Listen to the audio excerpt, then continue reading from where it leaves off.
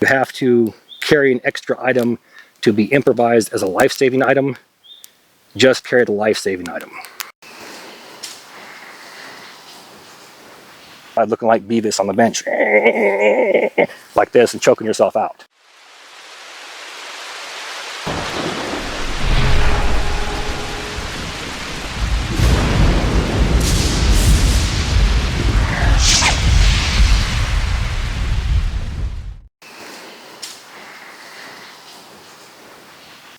I'm the kind of person that I draw from my experience. My experience is primary military, secondary civilian instruction, okay?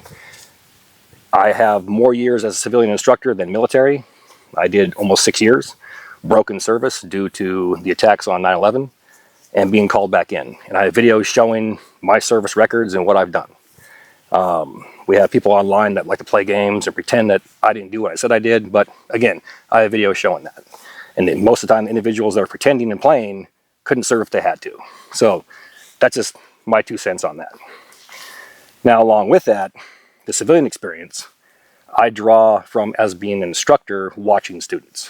And for years and years, it was stated and proven that a good base weight for packs for a 3-day emergency should be around 25 pounds. And that will basically meet all of your needs, and hopefully you know how to use those items, and you'll survive. And the theory is on the 3rd day, or by the 3rd day, you're rescued. Now, the problem comes in with you not being rescued. And that's where there's always a disconnect.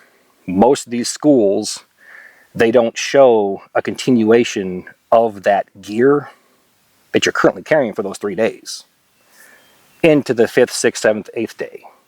The gear loadout changes. Now suddenly we're carrying axes, we're carrying this, we're carrying that. It's like, well, wait a minute. If the emergency occurred and I wasn't rescued, I would still have these items. Where am I getting candles from? Where am I getting... So, and it's no fault of any particular person or school. Most schools have a basic class or some form of basic class, and then they have an intermediate. But there's no, well, what about the gear I was already carrying? Why am I now doing this? So for me, if the base weight is 25 pounds in a basic type class for a 3-day emergency, why all of a sudden am I carrying 45 or 50 pounds in this over here? What occurred? Okay. So the answer to that is, or the solution is, carry the gear for the 7-day emergency, and it should suffice for the 3-day. Make sense? Now, along those same lines, though, if 25 pounds is a good base weight for, say, beginners, you can't give a beginner a 45-pound pack or a 50-pound pack with all this gear and say, go walk through the woods. And here's why. Another common mistake or issue that I see, other than the base weight mix-ups for the 3 to 7-day scenarios, is drawing from my experience as an instructor. Summertime, people are dehydrated. If you're on the East Coast or down south, you have humidity, and it is a butt kicker. It can be 85 degrees Fahrenheit outside, but have 95% humidity, and it feels like 120. You don't cool down. You're constantly sweating. And I've watched students with 25-pound gear loadouts, eyes bugging out a mile and a half into a walk, not a brisk hike, a walk, staggering and get ready to fall out, okay? Because they're dehydrated, the heat's killing them. So with that same theory of 25-pound base weight, if those individuals can't carry 25 pounds during the summer for a short walk of a mile and a half, they're not all of a sudden going to carry a 45-pound base weight through the woods for 3 days, okay? And that's where the disconnect is always at. And I usually find the disconnect to be one of 2 things. A, people just don't know, and they buy random gear from things they see on YouTube or, you know, Amazon, or I saw on a TV show. Or 2, it's somebody trying to sell you stuff, so the more things they get, they increase the gear loadout, which becomes heavier, so you buy that. Now, us as individuals, and I guess you could say instructors on YouTube, if that's a thing, I've been on here for, going to be 14 years in November. And those that have watched me the whole time, you notice I use the similar, if not the same gear, constantly. And I try to stick with the same type of base weight constantly. And I use that weekly. And I do that for two reasons. One, to show you that it works. And two, to program my body for that norm. Okay? Now, a good indicator is look at yourself. If you don't exercise, if you don't go on hikes with your gear, but you got a 75-pound bug-out bag in your closet for 3 years just sitting there, or in the trunk of your car, and you don't touch it, do you really think you're going to strap it on and just bug out to the woods 10 miles away? Or do you think about a mile into it, your eyes are going to be bugging out, you're going to be drenched in sweat, you're going to be staggering around, stumbling and mumbling, and probably grabbing your gear and tossing things you think you don't need, right? And meanwhile, you're disoriented and you're tossing things you should keep, okay? So there's something called muscle memory.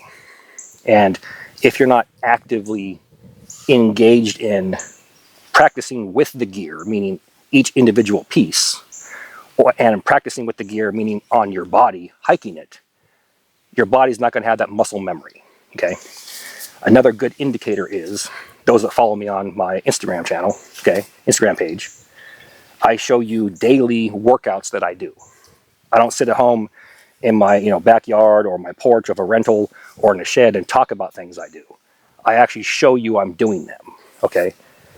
Now, let's say you can bench press 225 pounds and you go, yes, I'm in the top 3% of the world, baby. And then once you do that, you take 6 months off.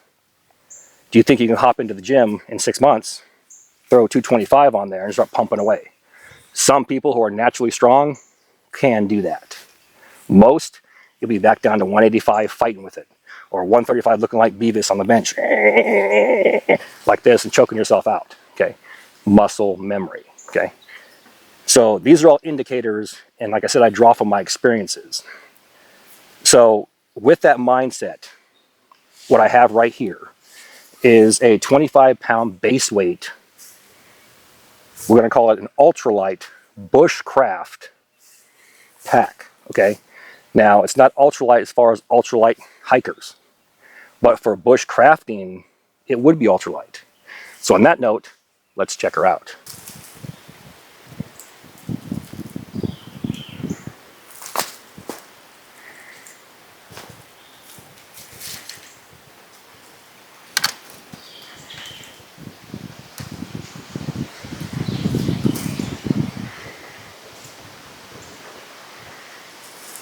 Everything you do in life and in survival and bushcraft, homesteading, prepping, comes down to one word: intent. I teach and preach this. What is my intent when I go to the woods? If my intent is not to go out there and do woodworking, I'm not going to carry an auger. I'm not going to carry a bunch of wood carving knives. I'm not going to carry an axe. I'm not going to carry anything that's not going to be relevant to what my intent is. If my intent was a day hike, I might only have 10 to 15 pounds.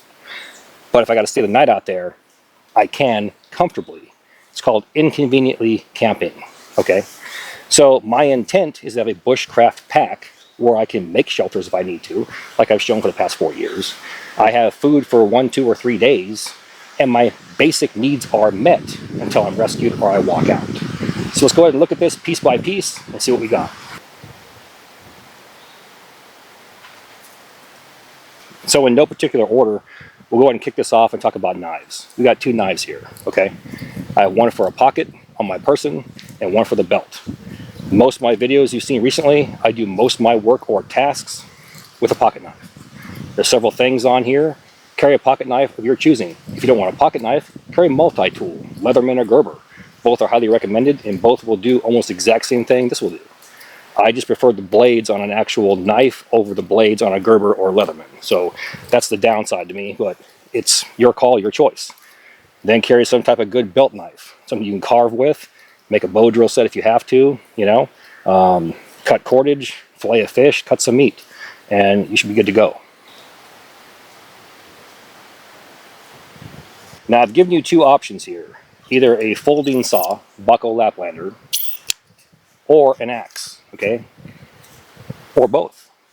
Included in that 25-pound weight was an axe. So you can carry both these if you want. Depends on what your intent is. If your intent is to saw down logs up to 3 inches in diameter and use it for shelter, you can do this all day. You can almost get away with it with a pocket knife, at least 2.5 inches, because I've done it and I showed it on video. This, you want to split wood for firewood, is usually what I use this for, or delimbing the branches that you've cut. It's a good option. So again, carry one or the other, or both. What is your intent? So moving right along here, let's talk about fire. In my pocket, which was not shown, is a Bic lighter. This will be in my pocket along with my pocket knife at all times. Instant flame, instant gratification. Why not carry it? In addition to that, I can carry a ferro rod. This guarantees me spark in wet weather conditions, and I can use this to light something simple like fat wood, wood shavings, bark from a tree, any type of Vaseline or fuel, meaning petroleum impregnated cotton, dryer lint, things like that. It's a guarantee, just like a Bic lighter. Instead of flame, you can spark. The next two I'm going to carry, and I've shown this on an actual separate video, an emergency road flare and pull start fire. Now I'm not going to get into all the details of this. Check out this video. This is what the thumbnail looks like right here. I actually show and demonstrate both of these, and to be really honest, it comes down to intent or your choice. Both are great products. This one here can be relit and used for signaling as well.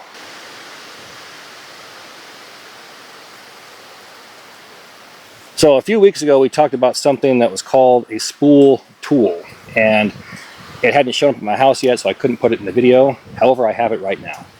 I wrapped on here 100 feet of number 36 bank line. There's a razor blade right here that you can use to cut the length that you need, and you store it by just simply placing it into one of these holes right here. A mini Bic lighter, which I do not have, but I carry a full size, can be put into those 3 prongs right there. So in a sense, you have a way to make a fire, and you have your cordage, and something like this saves space because look how thin that is right there. It can be dropped into a cargo pocket or into, glove box or your backpack, and it's a space saver versus an entire roll. So something like this, highly recommend that.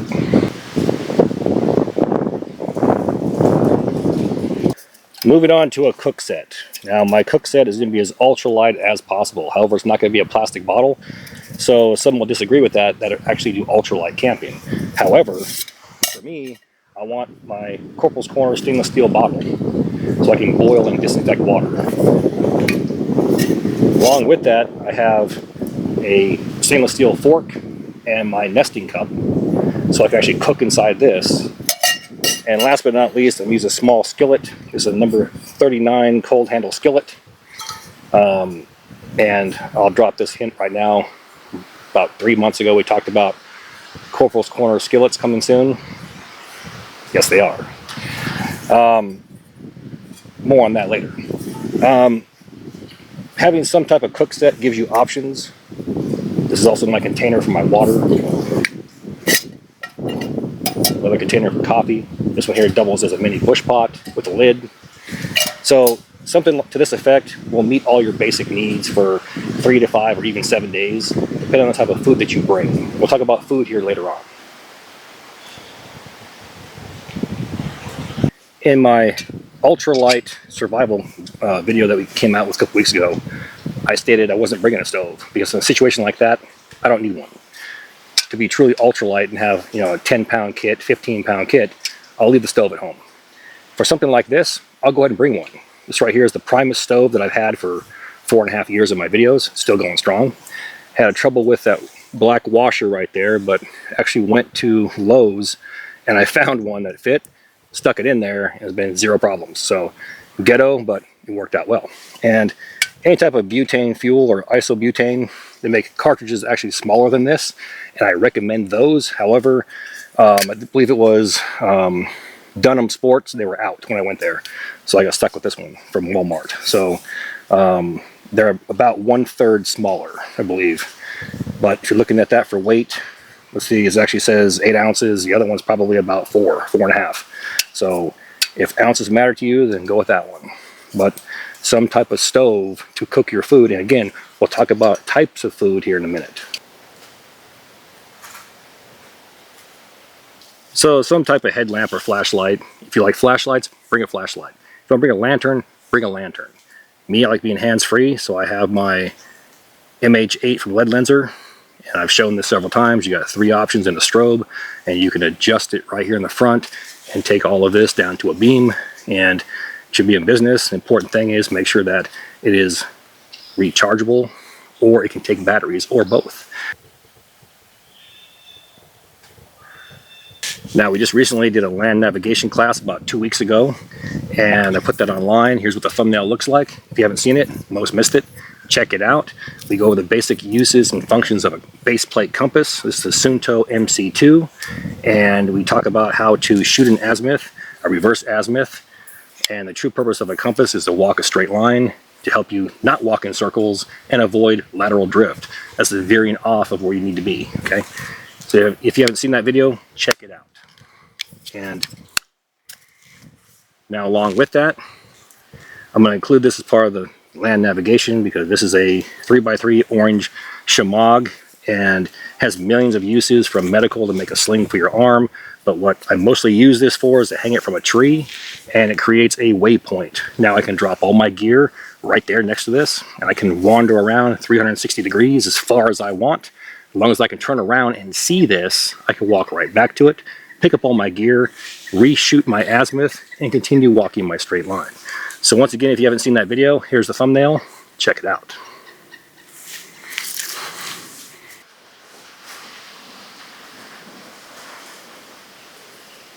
Now, like I said, if you have a headlamp that requires charging, or a simple cell phone, and you're lost for 2 or 3 days, you might want to have some way to charge those devices. Any type of power bank that has a solar option on it would be optimal. Name brands aren't important. It's whatever you prefer, whatever you think you're going to need, whatever works best for you. But having options like this with an extra light on the back to where you can actually charge several devices at one time, hang it off a pack, walk around, and it charges throughout the day is always a good choice.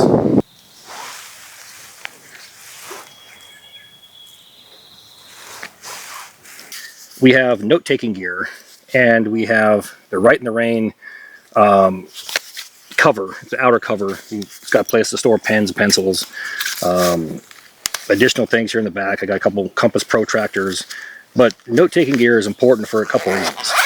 One, things that you find along the way. Oh, I shot an azimuth 185 degrees and I walked it for 500 yards and I found this, bluish clay next to the creek. I can come back and get that and make pottery. Things like that. Also, if something were to happen to you and you were lost, or you knew a chance of death was imminent, I mean, you could write notes to loved ones. Another thing, search and rescue.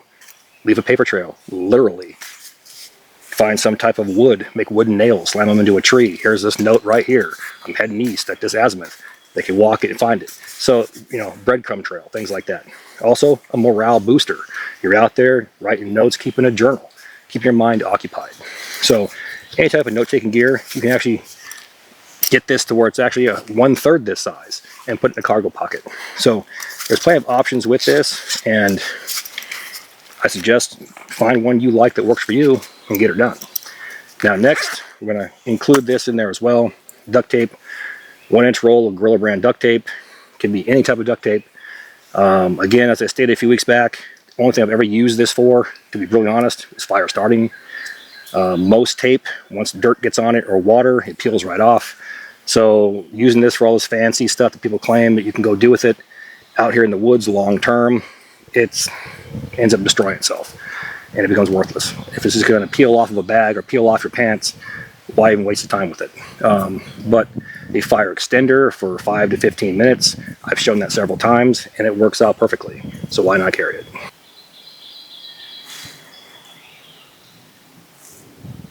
So last thing here we have is a sleep system, and it's currently a sleep system that's set up for me to sleep on the ground. I'm not a fan of that, but this is what I was rolling with during the winter, a version of this, and so I just kept it in this pack, and we met the 25-pound base weight requirement. However, there's hammocks that are available Eagle's Nest Outfitters. I carried those for probably 5 or 6 years. They ball up to the size of a softball. And buying the extra large ones, the flaps, you can actually throw it over top yourself and no mosquito net's actually needed. The problem with hammocks that I found in doing that is it eliminates a breeze and you kind of tend to sweat. So there's a give and a take with that. You're off the ground, but you still sweat just laying there. I'm still at the age where I was trained from the military to sleep on the ground, and I can still sleep on the ground. And I've been doing it for the past 4 years using my Thermarest Light, or Z-Light. The same ground pad for 4 years, shown this a couple weeks ago, and it's still going strong. It prevents conduction. It's not the most comfortable thing, but piling up leaves underneath me, or pine boughs, putting this on top of it, now I have 2 or 3 or 5 or 6 inches of actual compressed material that will be comfortable, especially a bed of leaves. Now someone's going to say, you're going to get ticks. Like I said since day one, anybody sleeping in the woods either for fun or because you have to, you're probably going to get ticks. You're probably going to get bit by mosquitoes. You have a chance of getting bit by a snake. You have a chance of getting rained on, snowed on, wind blowing everything everywhere. So if you can't handle that, the answer is stay home. If not, yes, you have a chance that all those things might happen to you. And this is the name of the game. Now, I'm always a fan of carrying some type of tarp, and most of the time I carry 2 ponchos. In a 10 to 15 pound kit, I'm probably going to carry 2 ponchos. One for my body, over my gear, and one to make a shelter system. Here, I chose to have one emergency blanket, which is a 5x7 Arcturus. It has reflective on one side, and it's OD green on the other, along with a military style poncho. So we got the same thing going. One's going to be specifically for a shelter, and one's going to be for my gear, meaning over my body. Now, it's almost summertime. It's humid right now. It's hot. It's going to be hotter as the months go by. Especially July is going to be the worst month, okay? So I want something to where it's going to be basically ultralight as it's going to get. And that for me is going to be a military poncho or a poncho liner. And this can be tied up in conjunction with my poncho and create the infamous whoopee, okay, or ranger roll. And we'll do that next week.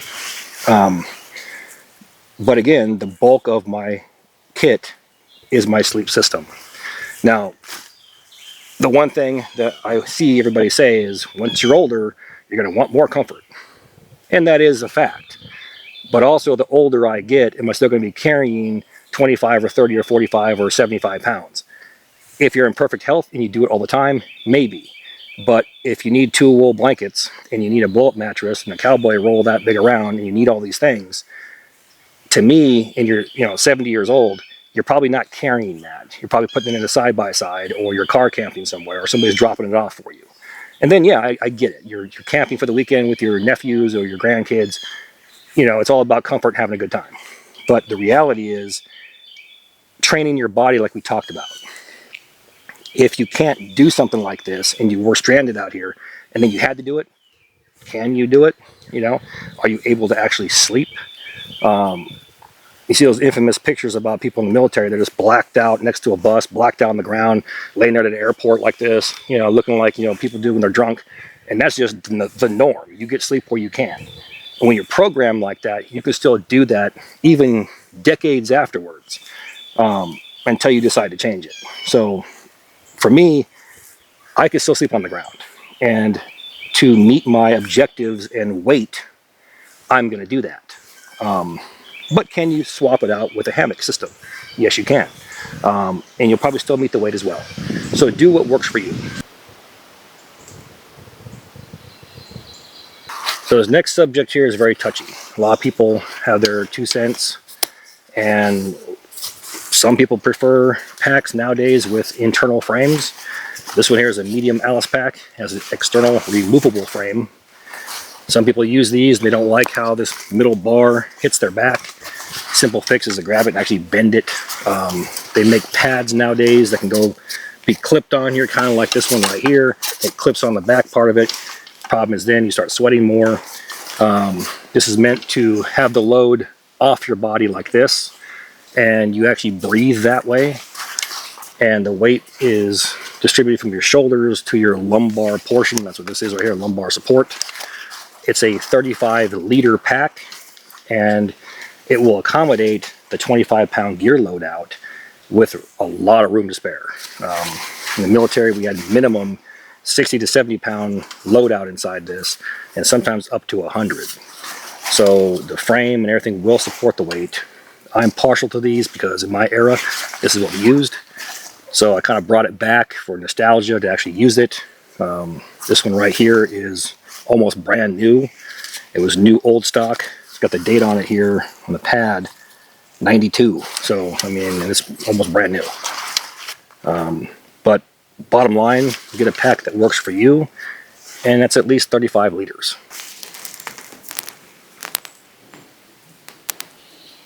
All right, next to last, food. The food that I showed you are examples of food that you should bring, okay? They're examples. The most famous thing right now is dehydrated meals, okay? Freeze-dried. And it's freeze-dried everything. But my theory on food is when it's warm, early summer, late summer, that whole 4, 5, 6 month span, you want to bring food to the woods that will not spoil. So yes, you know, packaged like that, or the freeze-dried. And food that requires very little or no heat, preferably no heat, like MREs. The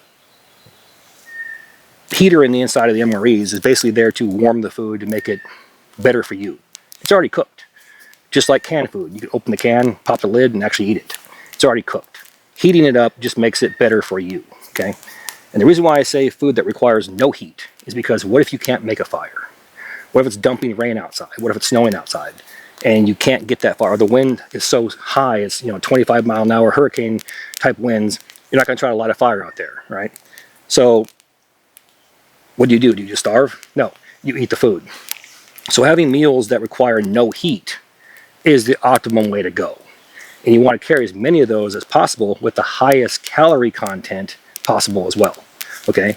Most of these meals you see, it's got 300 calories. And you're like, well, I need 15 of those.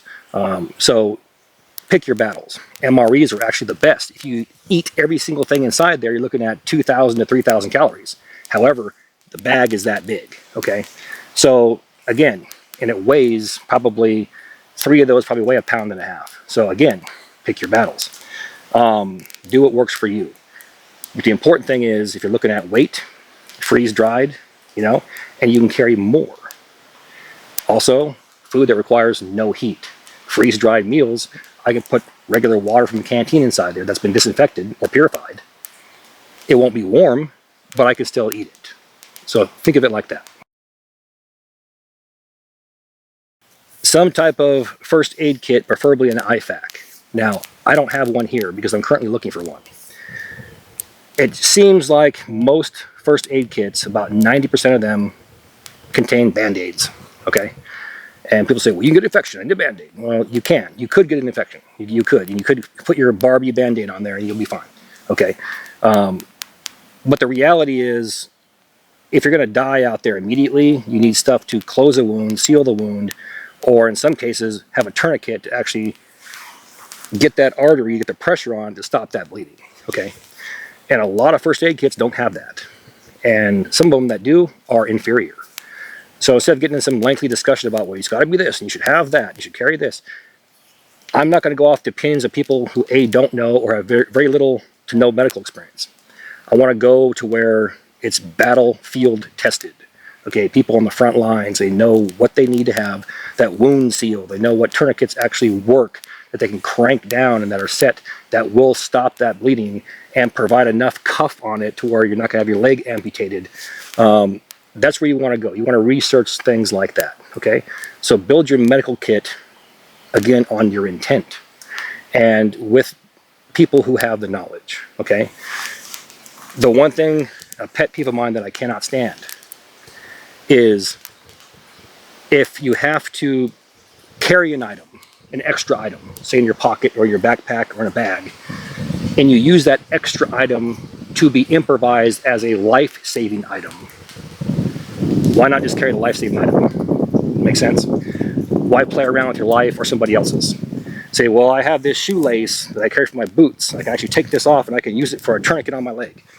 Well, you can, okay? But the reason why they found out in Vietnam that they use rubber hoses and it stopped the bleeding immediately, but you lost the limb, is because it compressed all the tissue around there and destroyed it. So now they have, what, 2-3 inch cuffs on there that prevent that. So if you're gonna use a shoelace because someone told you in 1890 they used to do that, you know, why would you want to risk trying to hold it on there yourself? You're like this. All that's doing is going to provide you a few maybe minutes or hours to where you can use your left hand to write a letter to your loved ones and tell them you died because you were stupid, okay? I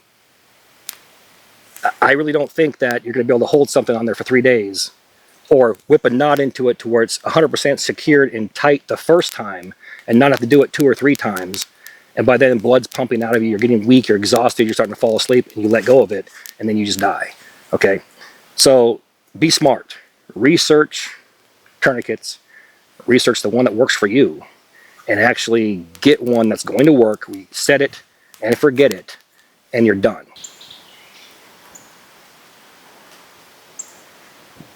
All right, like I said, I was looking at, you know, base weight, talked to a couple ultralight guys, and I appreciate the ones that actually hit me up on my previous video. They actually told me that 10 to 15 pounds for what I'm doing, the numbers were correct, okay? And these guys, ounces count. So with that same mindset, I want to try to do something with a Bushcraft kit that most people can carry, and that key weight that I've seen from my experiences tends to be around 25 pounds before people start having a problem, okay? But if you're not training with the gear, meaning taking every item and training with it, as well as training with the gear on your body, you're never going to get that muscle memory. You're never going to be comfortable with it. And when you have to actually use it, it's probably going to be a problem for you. With that, all the gear in my videos can be found in 2 places. 1, my Amazon affiliate page, and 2, my Etsy store. Both links are found inside my description box. Now, please do me that favor. Hit that like and subscribe button, then ring that notification bell. Once you ring that bell, please select all notifications. And as always, thank you for your comments, views, and support. Thanks for watching. Get out in the field, have some fun. I'm going to catch you next time.